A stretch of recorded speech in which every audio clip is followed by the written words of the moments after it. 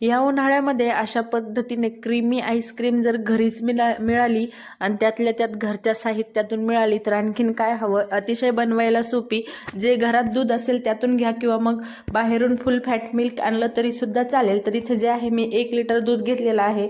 दूध जे आहे उकळायला ठेवलं तोपर्यंत इकडे मी अगोदरच 2 तास जे आहे 10 ते 15 बदाम आणि 10 ते 15 काजू जे आहे भिजवून घेतलेले होते। तर त्यातून जे काजू आणि बदाम आहे काढून घेऊया। बदामाचे साल सुद्धा काढून घ्यायचे आहे। तर या पद्धतीने बदामचे साल काढून घेतले। एक मिक्सरचं जार घेतलं, त्यामध्ये जे आहे सर्व काजू बदाम घालून घेतले। त्यानंतर 1 कप जे आहे मिल्क पावडर घातलेली आहे या ठिकाणी।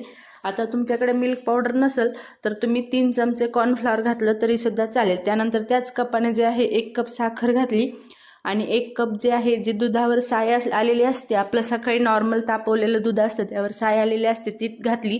त्यानंतर जे आहे 1 चमचा कॉर्नस्टार्च घातलं किंवा मग कॉर्नफ्लॉवर घातलं। त्यानंतर झाकण देऊन जे आहे अशा पद्धतीने मिक्सरला फिरवून घेतलं आणि एकदम क्रीमी टेक्स्चर जे आहे आलेलं आहे। खूप पातळ न करता अशा पद्धतीने जे आहे फिरवून घेतलेलं आहे। याने काय होतं, ज्यावेळेस आपण दुधामध्ये साखर घालू तर साखर जे आहे एक्स्ट्रा पाणी सोडते, पण अशा पद्धतीने जर आपण साखर आणि सर्व जे आहे एकत्र करून घातलं तर दूध पातळ होण्याऐवजी घट्ट होतं। तर इकडे जे आहे सर्व जे मिक्सचर आहे ते दुधामध्ये घालून घेतलं।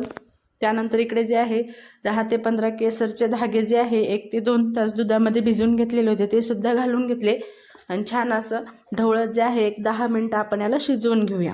थोडंसं 10 ते 20% दूध आटलं की आपल्याला छान असं पद्धतीने त्यानंतर जे आहे अर्धा चमचा वेलची पावडर घातली आणि वेलची पावडर जे आहे गॅसची फ्लेम ऑफ केल्यावर घातली। परत एकदा मिक्स केलं। आता ह्याला जे आहे छान असं थंड करून घेऊया। आता मध्ये मध्ये मीठ त्याला ढवळत होते त्यामुळे जे आहे अजिबात साय वगैरे काही आलेली नाही वरती। जर तुमची आलेली असेल तर परत एकदा मिक्सरमध्ये फिरवून घ्या आणि अशा पद्धतीने जे आहे एअर टाईट कंटेनरमध्ये किंवा मग डब्यामध्ये थोडी स्टोअर केली आणि जे आपले नॉर्मल ग्लास आहे त्यामध्ये सुद्धा घातली। आता तुमच्याकडे कुल्फी मोल्ड असेल तर त्यामध्ये घातली तरी सुद्धा चालेल। नंतर फॉईल पेपरने जे आहे वरून सील करून घेतलं म्हणजे काय होतं, आईस्क्रीम जे आहे छान पद्धतीने क्रीमी तयार होईल। आईस क्यूब म्हणजे त्यातमध्ये जे आहे आईस क्रिस्टल तयार होणार नाही। डब्याला सुद्धा व्यवस्थित सील केलं आणि आता ओव्हरनाईट आपण याला फ्रीजरमध्ये ठेवूया।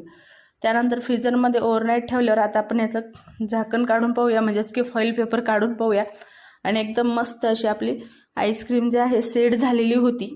या पद्धतीने तुमच्याकडे जर अशा पद्धतीने फॉईल पेपर नसेल तर वरून जे आहे एक बटर पेपरच्या शीटने किंवा मग प्लास्टिकच्या शीटने सुद्धा कव्हर करू शकता आणि अशा पद्धतीने आईस्क्रीम तयार आहे। सविस्तर व्हिडिओ पाहण्यासाठी खाली दिलेल्या त्रिकोणी बटनावर क्लिक करा। रेसिपी आवडली